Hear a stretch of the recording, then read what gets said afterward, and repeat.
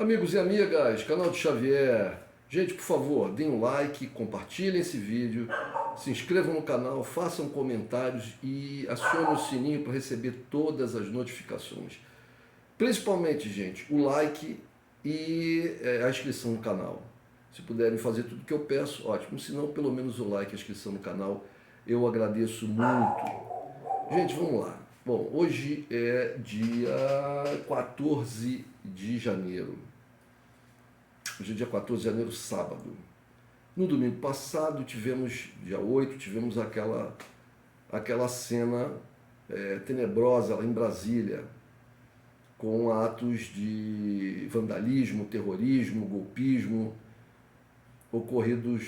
esses atos ocorridos lá em Brasília, na Praça dos Três Poderes, na sede do Supremo Tribunal Federal, do Palácio do Planalto e da Câmara Senado, do Congresso Nacional. Pois bem, a questão, quem é que está na baila para se apurar as responsabilidades aí do que aconteceu?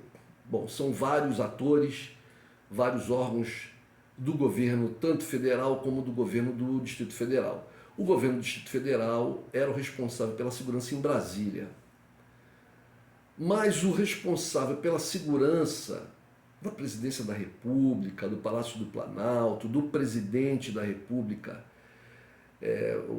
o órgão responsável por orientar, informar e garantir a segurança do presidente é o GSI, o Gabinete de Segurança Institucional. Pois bem, esse gabinete está sob suspeita.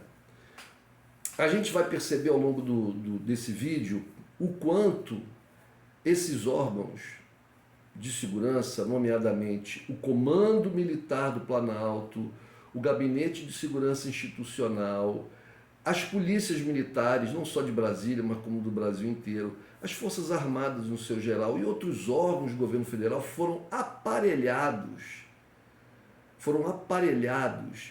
pelo governo Bolsonaro e até antes, com o intuito de subverter a ordem democrática, subverter a vontade popular, subverter as eleições livres e seguras, né, e corretas, para que se alcançasse objetivos específicos de tomada de poder por grupos de direita que estão alojados já há muito tempo em várias instâncias do governo, como eu acabei de falar, e também fora dele, né, e até fora do Brasil. Existem uma série de interesses aí por trás. Bom, mas vamos por partes. O Gabinete de Segurança Institucional, o GSI, está sob suspeita, né, de ter reduzido a segurança do Planalto, né, de ter tomado uma ação deliberada, ou no mínimo de ter tido um surto de incompetência e de descaso, de desprezo pelas obrigações, por suas obrigações enquanto órgão fundamental de segurança. Ele está sendo acusado disso, né? Houve uma absoluta inação das forças de segurança, como a gente pode ver nos vídeos, nos áudios, nos depoimentos, etc., relativos ao que aconteceu lá no dia 8. A PM do Distrito Federal é a responsável pela segurança em Brasília. Ela falhou gravemente. O governador Ibanez Rocha foi afastado por 90 dias a mando do Xandão, do Supremo Tribunal Federal. O secretário de Segurança, Anderson Torres, que ia sair de férias na segunda-feira, mas antecipou, sábado e domingo antes das suas férias, ele ia sair de férias no dia 9, segunda-feira, mas antecipou e viajou para os Estados Unidos na sexta ou no sábado, 2 dias antes, né? Uma viagem, uma antecipação de férias assim bastante comprometedora.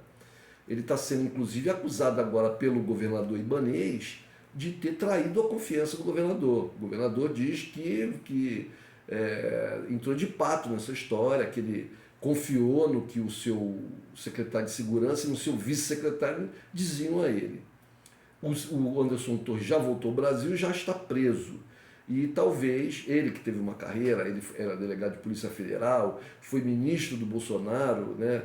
e ministro de Segurança e ministro e secretário de Segurança do Distrito Federal, ministro Bolsonaro e secretário de Segurança do Distrito Federal, ou seja, teve um upgrade na sua carreira. Anteriormente, como eu disse, ele era delegado da Polícia Federal e agora se encontra preso e as coisas estão pegando para o lado dele. Vamos ver quem é que vai roer a corda primeiro.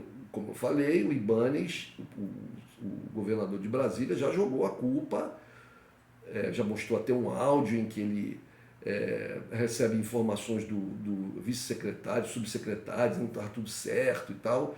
E depois, quando ele toma conhecimento, o governador Ibanez Rocha, quando ele toma conhecimento pela mídia do que estava acontecendo, ele dá ordens para que eles prendam todo mundo, para que reforcem o policiamento, etc. E tal.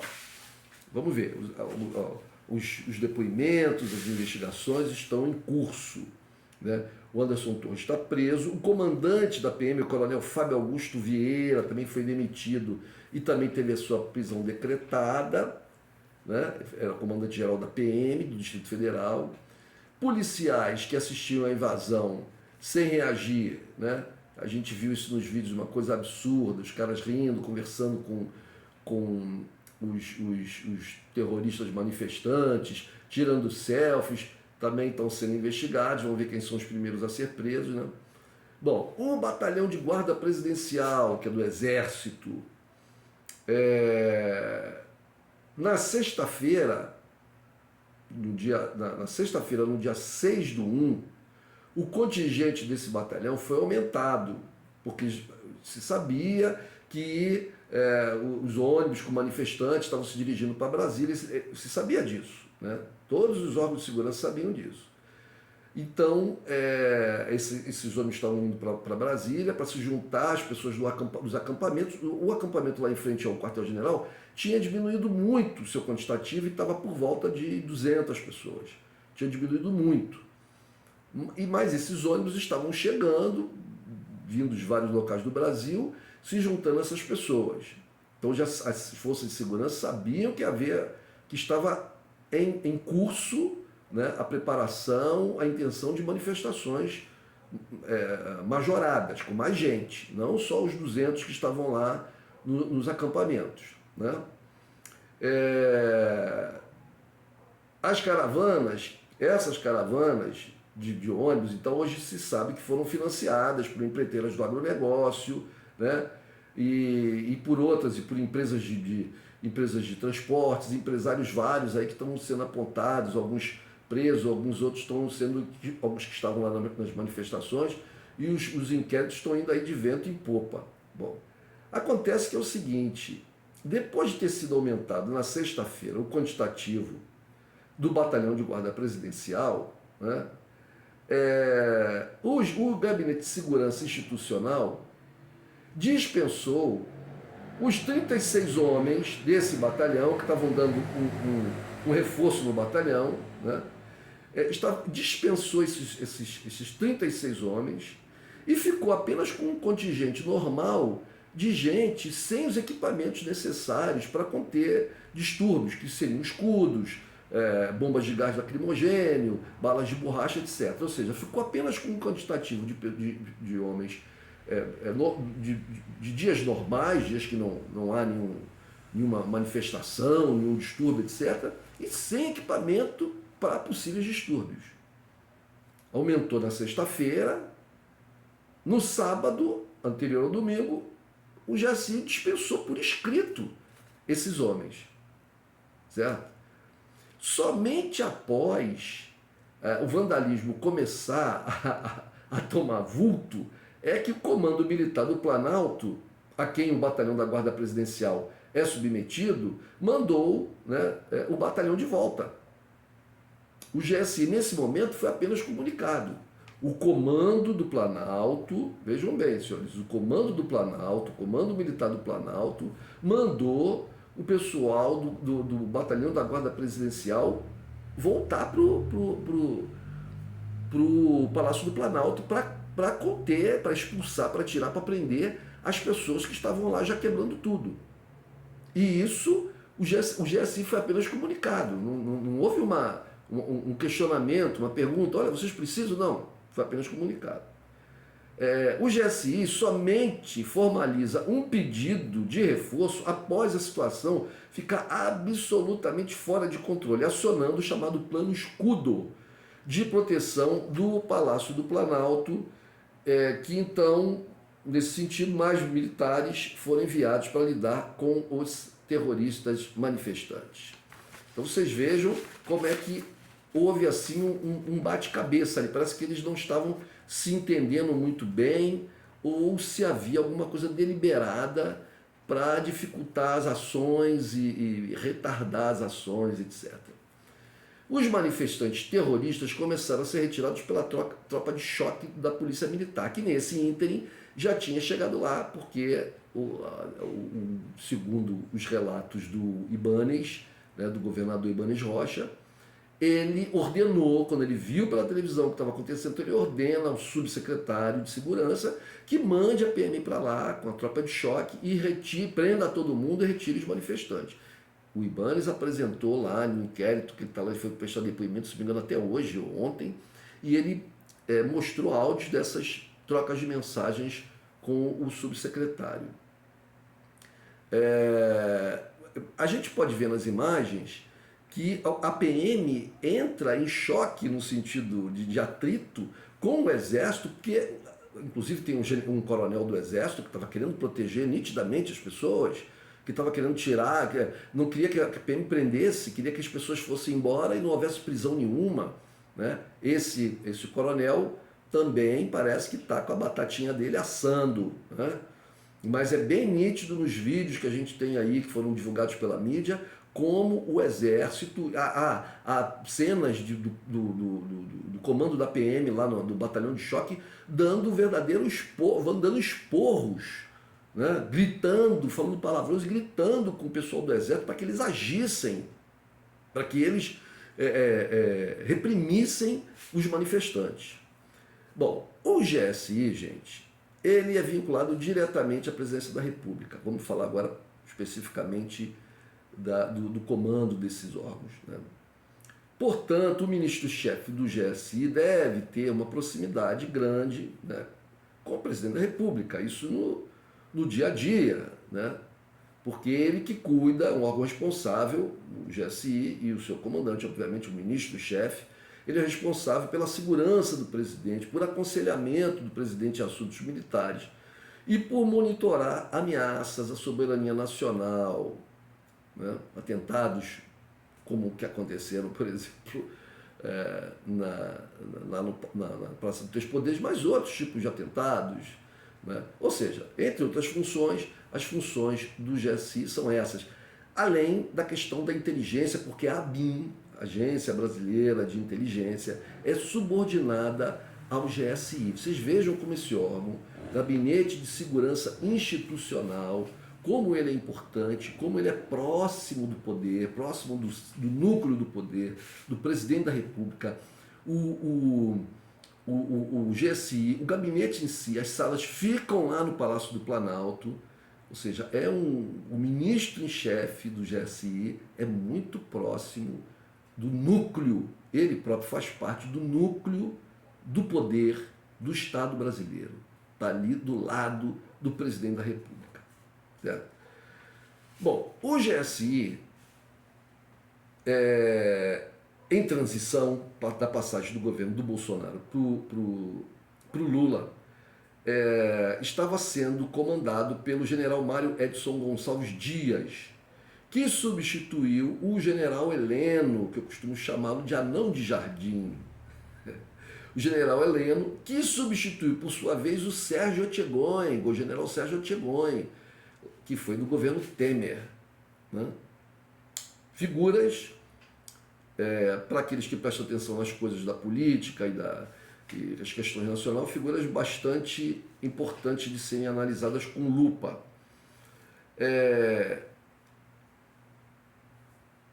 A guarda do Palácio, aí vamos, para a gente ter uma ideia, a guarda do Palácio, o GSI, o Gabinete de Segurança Institucional, a ABIN, o Exército, a Polícia Rodoviária Federal e a Polícia Federal, além das polícias militares, principalmente lá de Brasília, né, estão sob uma suspeita muito forte, cada vez maior.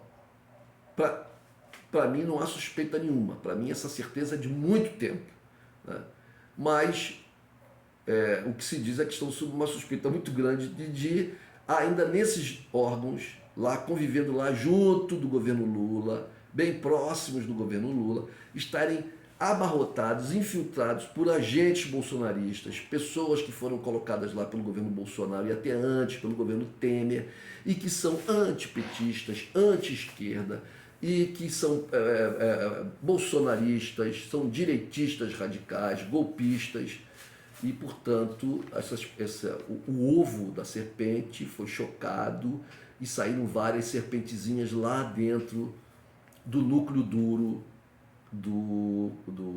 da Praça dos Três Poderes, no Palácio do Planalto. Bom, vamos por partes. General Léo Guedes Etchegóin. Quem é General Léo Guedes Etchegóin? Bom, em dezembro de 2014, que eu falei aqui, gente, vocês escutaram falar do Sérgio Etchegóin, que foi o ministro-chefe do GSI no governo do Michel Temer, né, do mordomo do vampiro, o Michel Temer, o general Sérgio Etchegóin. Agora eu falei do general Léo Guedes Etchegóin, que vem a ser pai do Sérgio Etchegóin. Em dezembro de 2014, o relatório final da Comissão da Verdade apontou 434 assassinatos, entre outras violações, muitas outras violações, mas apontou 434 assassinatos e 373 agentes públicos ligados à violência de Estado na repressão da ditadura militar. O senhor general Léo Guedes Etchegóin foi uma dessas pessoas, já falecido. Ele foi uma dessas pessoas apontadas como tendo participado dessas violações da lei, para dizer o mínimo, né? Porque a gente está falando aqui de tortura, assassinato, rapto, sequestro, atentados, todos cometidos pela ditadura militar. Então, o senhor Léo Guedes Etchegóin era general de exército e foi uma das pessoas apontadas como tendo participação nesses eventos e nessas ações criminosas por parte do Estado brasileiro. O Sérgio Etchegóin, filho do Léo, né, ficou full pistola quando apareceu o nome do pai dele. Ele era chefe do Departamento Geral de Pessoal do Exército e disse que o relatório, na época, ele era um militar da ativa, chefe do Departamento Geral de Pessoal do Exército, e disse, na época que saiu o relatório, né, disse que o relatório era leviano. Isso, um ato, o que se caracterizou como um ato de insubordinação à presidência da República. Porque a Comissão da Verdade era uma ação pública, né, do governo.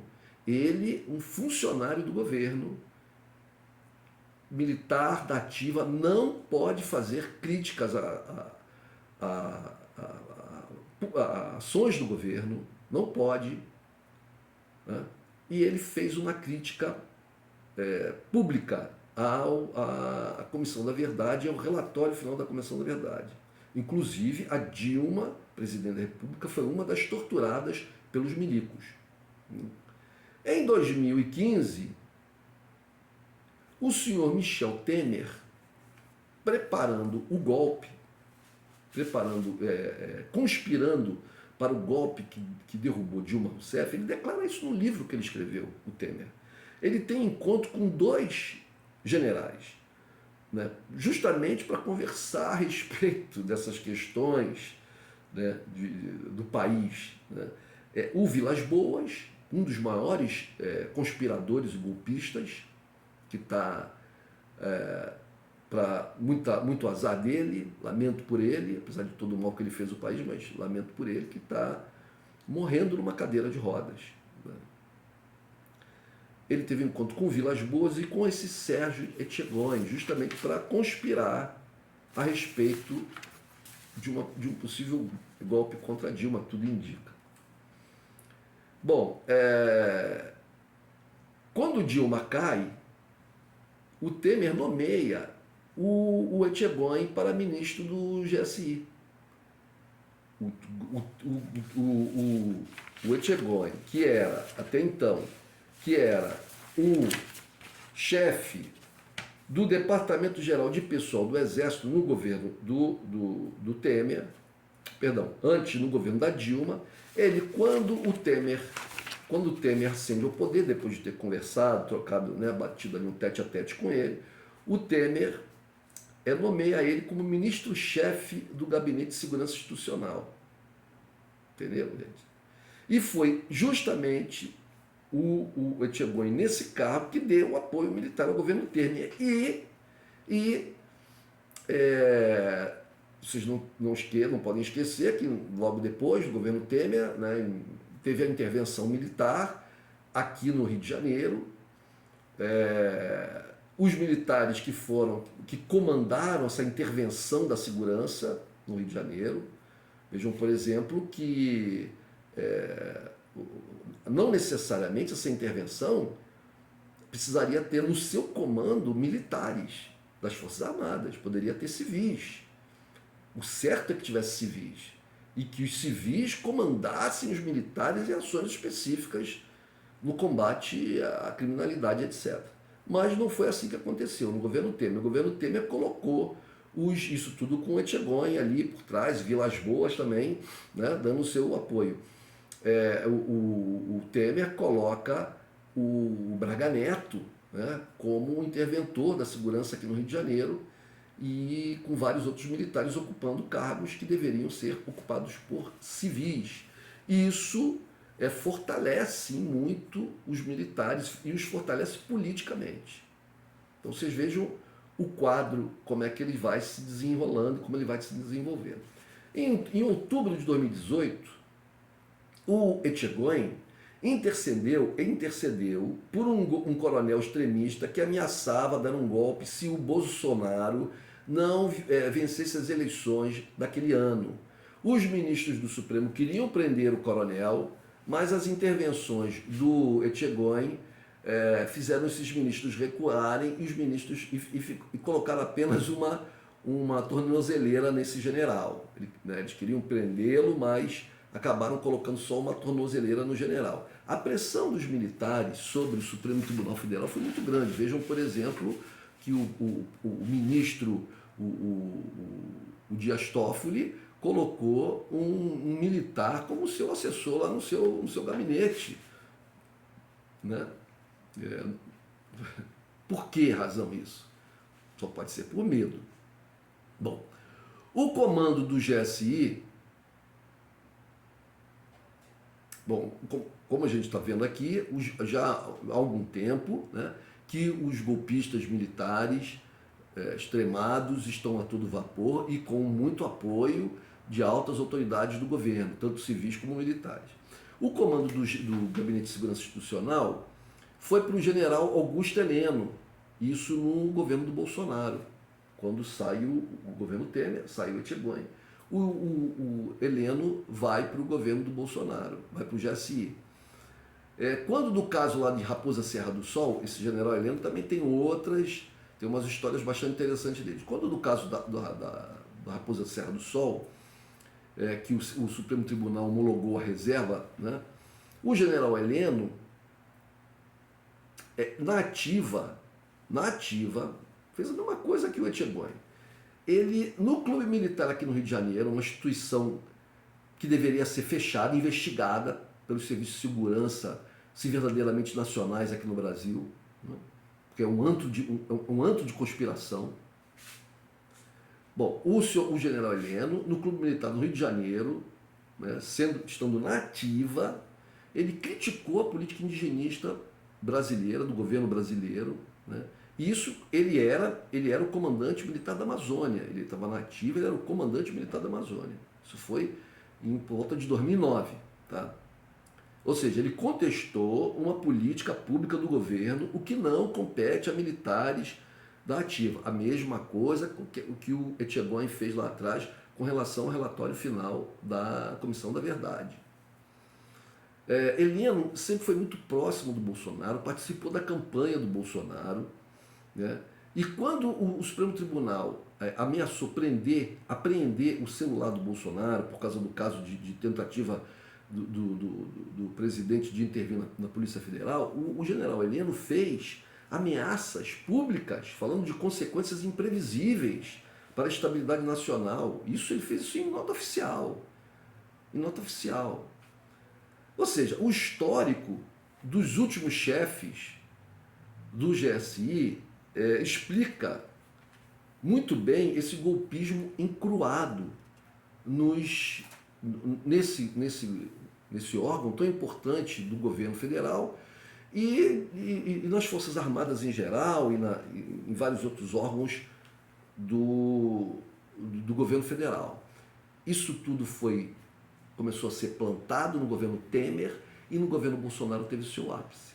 E agora o governo do Lula se encontra diante de uma questão muito grave, é como debelar esses agentes do atraso, esses agentes do golpe, esses agentes do extremismo, esses terroristas, como debelar essa gente. Eu penso que haveria necessidade de se criar uma outra força, o governo federal deveria criar uma outra força militar de segurança que tivesse capacidade de enfrentar, ou pelo menos de tirar, né, de desencorajar qualquer ação golpista dos militares. Deveria criar essa outra força, que essa outra força ficasse responsável pela segurança de Brasília, dos três poderes, do presidente da República. Porque como é que um presidente da República vai confiar, vai ter um governo tranquilo, se ele não pode confiar nas suas próprias Forças Armadas? Essa aqui é a questão. Gente, por favor, deem um like, compartilhem, se inscrevam no canal, façam comentários e acionem o sininho para receber todas as notificações. Obrigado, um abraço.